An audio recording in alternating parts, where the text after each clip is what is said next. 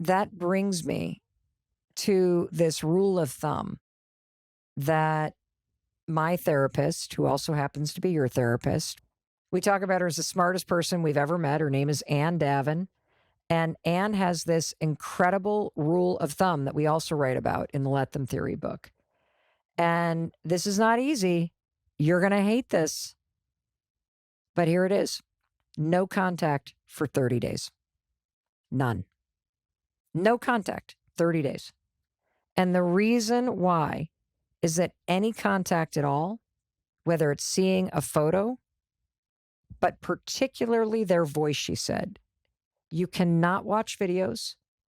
You cannot listen to voice memos because their voice is so supercharged in terms of its coding in your body and your nervous system and your brain that the second you hear their voice, it will activate all the old patterns in your nervous system, and it forces you to take a huge step back in the processing and unlearning of life with this person. Can you talk about that a little bit? Because you went through it, and I'm going to be honest with you. When you told me that Ann said, no contact, 30 days, no photos, and I was a good mom, I went to our Aura digital frame, and they got a handy feature where you can hide photos. And I remember sitting on the couch, just tearing up, hiding all the photos of the two of you so they wouldn't be on the frame in the kitchen. Thank you for that. You're welcome. And can you talk a little bit? Because I was thinking there, I don't know if I could go 30 days. I was like the most anxiously attached person. I would have been a stalker.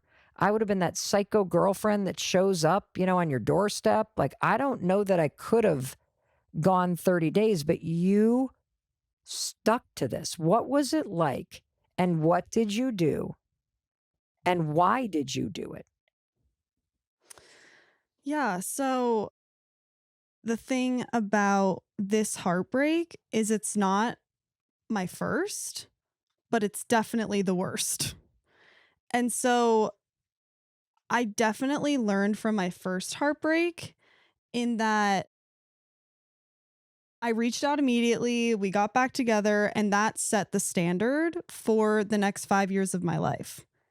It was a constant coming in and out of each other's lives. I could not get over him. And I was so miserable. And I think that I really learned from that, in that clearly the contact is the death of me. When our therapist, Anne, told me the day after I got my heart broken, this time around, that you cannot reach out for 30 days, of course, that was very effective advice. But I was like, shoot, I really want to reach out. I have 25 impulses every single day to reach out to him. Call him, text him on Instagram and on social media. Every single funny video, I would literally go to send it to him and then realize we're not together anymore. I can't send this. And it's unlearning all those patterns, untangling our nervous systems. And I think when she said you cannot reach out for 30 days, it was really hard, but it also was a challenge. It gave me something to work towards. And I think that that really helped me because I had nothing else to go off of.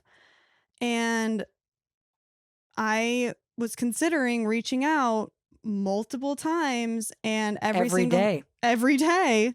And I think that I was just so determined to unlearn the pattern of what I did previously, of going back and I wouldn't say wasting, but going through 5 years of my life with the same person that I knew we both weren't meant to be together.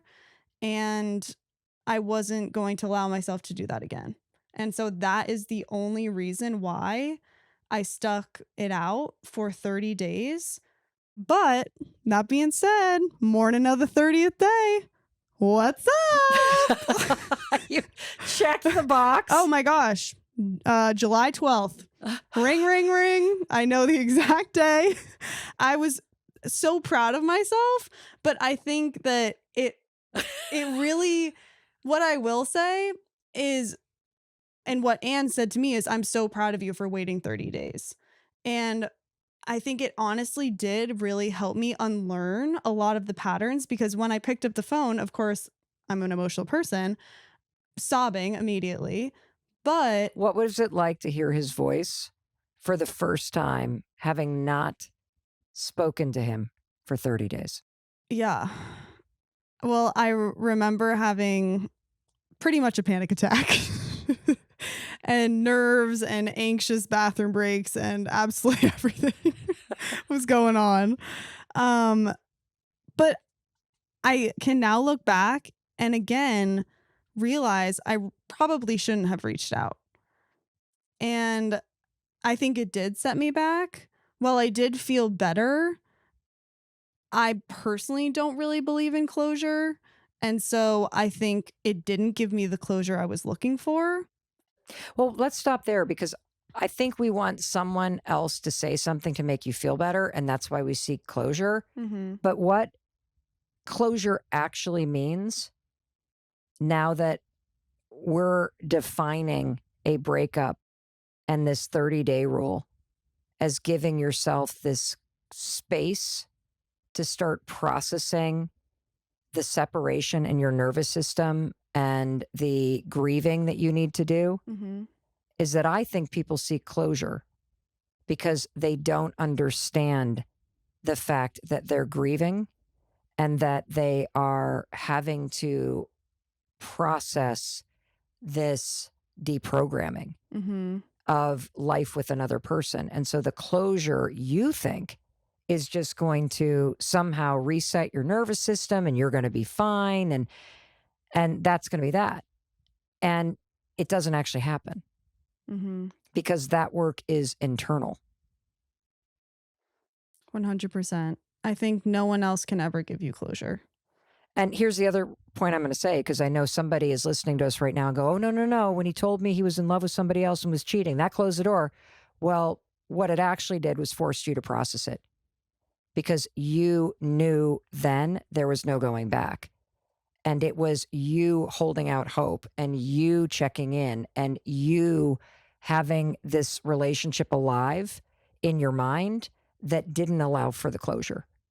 You Mhm. didn't actually process because you didn't follow this rule of absolutely no contact for 30 days. I would also love for you to just talk a little bit, Sawyer, about the difference between taking the 30 days of no contact and truly separating versus what you did throughout college back and forth with somebody that you never truly separated from.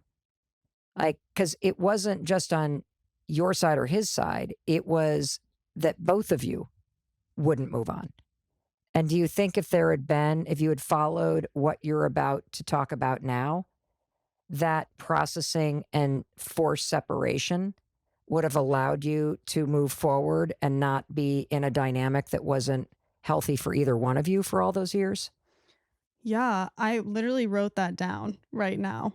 I wrote down, if I had had these tools that we're about to talk about, including the 30-day rule, including the reality that you and another person's nervous systems are intertwined together, and therefore you need to unlearn all of these neural pathways and these impulses, that I think I would have gotten over my previous boyfriend a lot quicker. And him over you too. Yes, 100. Both of us would have been so much better off had we had this toolkit and this survival guide.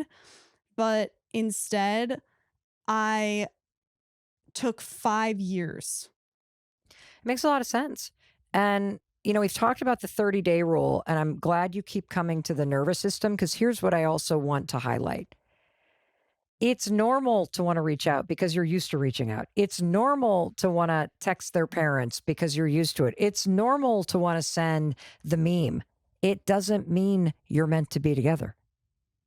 Those are impulses and signaling and habits in your nervous system. That is not a sign from God that this is your person. And when you understand that it's just like any other form of withdrawal, you're going to feel it. And the work here is to notice it. And I'm hoping that when you, whether it's you in the breakup or you supporting someone, understand that this is an unlearning, that you can give space and compassion to the impulse without acting on it. And that's where the let them theory comes in, because you got to say, let them leave, let them break up, and then you move to the second part. Let me keep my promise to myself. No contact 30 days. Let me take a breath here and remind myself that I promised myself that I would have no contact. Let me take a breath and send this meme to my sister or my mom. Let me take a breath and drive down a different road instead of driving down their road. Let me support myself through this 30 days. And I'm going to keep reading from the Let Them Theory book. This is page 285. This is the hard part. And you're going to be in the thick of it for at least 3 months. We gave you the 30-day rule from our therapist, which is about the processing that you need. But I want you to really understand, whether you're in it or supporting someone else through it, this is at least 3 months of not going, you got to love yourself, push through it, put yourself out there. Why are you moping around the house? Okay. And why am I saying 3 months? Because that's how long the research says it takes to grieve a breakup before you start to feel better. Now, I don't know about you, but if I know it's going to be 3 months before I start to feel better, I now have a mile marker that I can look out to and say, all right, I'm going to be processing for 3 months. Here's what the research says. By the 11-week mark, 71% of people feel better. 71% of people. And I'm offering that as a benchmark to give you some comfort that, yes, it will get better. And it may get better in 11 days. Like, no contact for you might be like, okay, I've unlearned that and I don't miss it. Let's go. Okay. And it might take 11 weeks for you to go, I actually feel better and I'm going to be okay. And it might take you a little longer, but it will get better. And the let them theory is going to help you move through this and learn from it, because you're going to keep going, let them date other people, let them hook up with other people, let them break up with me, let them not reach out, let them look like they're having fun on social media, let them look like their life's a party, let them date somebody who's really wealthy and now they're going on trips that we could never do, and I'm sitting here alone in my parents' basement. Like, let them. No contact for 30 days, 3 months to process this, 11 weeks you'll start to feel better. And here's the other thing I want you to know.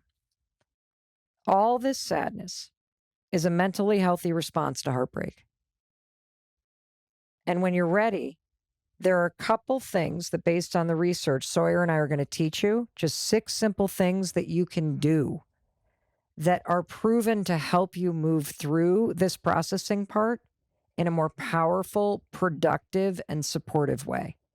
Things that help you with the processing, things that help you move forward, things that help you connect with yourself and remind you of who you are. So when you reached out to him, did you guys get back together? No. And after you spoke, because you have had the 30-day break of 0 contact, I mean, no photos, no nothing, no social, no nothing. How did you feel, even though that conversation didn't result in a, I miss you, let's get back together, oh my God, oh my God, oh my God. It was like, thanks, bye. I definitely was upset at first, I will be honest. But I don't think I was nearly as upset as I think I would have been had I reached out 5 days after we broke up. I think the time and the space, I know a lot of people say that helps, but I do think forcing myself to cut ties, to not reach out, I think it also helped that he didn't reach out. So I wasn't, well, I wish he did. um, He didn't. And that completed the full 30 days for the both of us.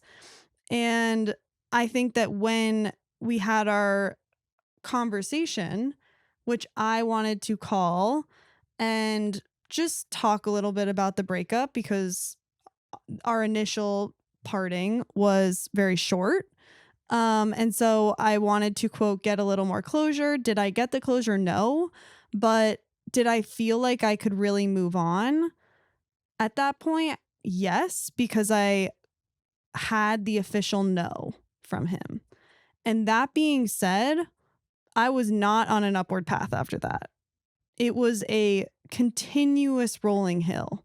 So that day, after hanging up, I was feeling good. I was feeling better. Okay, I can move on. The next week, sobbing on the gym floor again, hyperventilating, crying, making up fantasies, stalking him constantly, maybe stalking his location sometimes, and being a weirdo like most of us are. But it wasn't just an upward trajectory after that.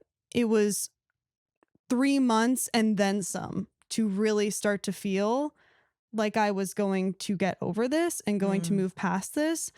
And what I will say about that is the tool of let them helped me so much in this breakup, because every time I saw a photo of him with someone else or on the stories, because they would come up, I couldn't control that. And the first thing that would come to my mind is let them. I can't control who he's going to be with. I can't control what he's going to do. I can't control who he's going to sleep with. I can't control his life. He's no longer in my life. And that is his decision. It's not mine. And so therefore, just constantly saying, let them, let them, let them, and let me be really sad. Let me grieve. I remember telling you all the time, like, just let me be sad. Stop trying to solve everything. Stop trying to make me feel better. Let me grieve. Let me be sad. I need to feel this. And I know everyone around you, when you're going through a breakup, they just want to make you feel better because your emotions make them feel really uncomfortable and it brings up stuff for them. And so they just want to squash whatever you're feeling and distract you and, oh, take a shot or, oh, go do this. What you need to do as someone who is going through the breakup is you can say to people, let me be sad. You are one of my best friends. Let me bring him up in every conversation because I have to talk about him right now. I have to bring this up. And that's a way that you can let them, while let me still be grieving and be sad and moving through it and processing. And to be honest, I kept doing that and kept doing that. And it was helpful. But the only thing that actually got me to the acceptance stage, which we'll talk about next, and everything that you can move once you actually accept that this relationship is over, is the fact that the future I had made up in my mind was never actually going to happen. And that is the only thing that I was completely unwilling to accept. Always thinking about us getting back together or 5 years from now, running into each other in the street of New York City. Oh, nice to see you. 20 pounds later, hair blown out, Botox, all the stuff. And even that, like... So you still, even though you accepted the breakup, you had not accepted the fact that at the end of the aisle, he would not be there. Yes. That no. when your children are born, they would not be with him. I did not accept that. And that is what like kept him around for so long. In your mind, in a fantasy. Mind, in my mind, because he was fantasy. Not around. No, not in my text, not in anything. It's dry. Just like your vagina. No, literally. I'm just kidding. No, literally. Cobwebs. Especially when you're living at your parents' house. But it honestly is all about the fantasy. I think that was what happened in my last relationship. That's what happened in this relationship is after it was over, I was accepting of the fact that we had broken up. I was accepting of the fact that, you know what, there probably is someone else out there for me. You know what? Like, we didn't agree on this or that or the other thing, and maybe there is someone better. I don't know. And everything happens for a reason. Like, I was able to accept that. And whenever anyone came to me and said, you know, maybe this is for the best, I was able to receive that and process that. But what I wasn't willing to accept is that later on he wouldn't come back in my life. Mm, And I think that that is what fantasizing about that life that I thought we were going to have is what kept me so anchored in this heartbreak and in this depression. And mm, it made me like, I loved feeling that sadness. It was like crack because it made me feel like this is not actually over, Sawyer. You can mm. hold on to this. And that's what I held on to. But as soon as you kept saying to me, let them, let them, let them, like, this is over, Sawyer. It sucked to hear, but it also made me realize, like, he's not reaching out. Like, there's not anything I can do that's going to change him because I can't control him. It's true. And that's what you'll learn in the Let Them Theory book is you cannot control another human being, their thoughts, their feelings, their actions, anything. And so, I kept saying to you, if he wanted to, he would. yeah, And he's not. And you have to let them. And you have to move on. And, just to widen this out a little bit, I've got friends in my life, I'm realizing as you're sharing that the sadness was an anchor and you refused to let go of it because it kept you tied to him, who have been divorced for years. And yes, they share custody, which is a whole nother complicated ball of wax, but they hold on to so much anger. And it's as if that anger means they're still married to them.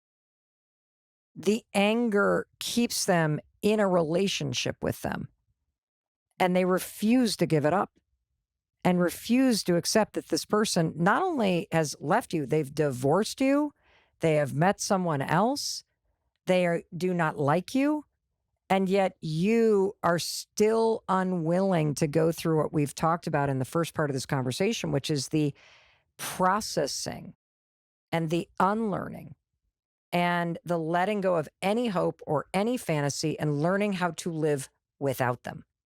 And when you do that and you do it for real, what you have access to is peace and power.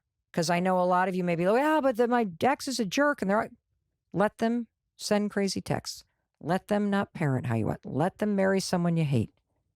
Let them. You've moved on. You're no longer anchored to them. You just are sharing children with them. Let them. And focus on the let me part. I'm building a life without you. So I don't need to worry about managing you. I need to worry about the safety and the happiness of my children. But I'm not holding on to this anger because the anger is tied to this isn't fair and it's not just. And I can do something about it. And you can't. That's really insightful. I think another thing too that's super easy to hold on to, going off of some of your friends who may be hanging on to some anger, is the fact that when you break up, the only thing that you hold on to is the good memories. Oh, And it's so true. you replay and you replay all these amazing memories and make it just seem like a Barbie movie and unbelievable. And you just completely block out anything that may have been dysfunctional or you disagreed on or the reason that you broke up. And I think that that also, because you're so in denial in the beginning of it all and going through those stages of grief, that you convince yourself that absolutely everything was perfect. So why are we not together? Again, the fantasy, Yes. which is again why this is a huge part of the Let Them Theory book, because the inability to accept reality and the inability to process what just happened and learn a new way to go through life is what's going to keep you trapped. Earlier this year, our oldest daughter, Sawyer, went through the single biggest heartbreak of her life. The guy that she had been in a relationship with for 2 years, they broke up. And I'm going to tell you something, we were all devastated. His family was devastated. We were devastated, but they were really devastated.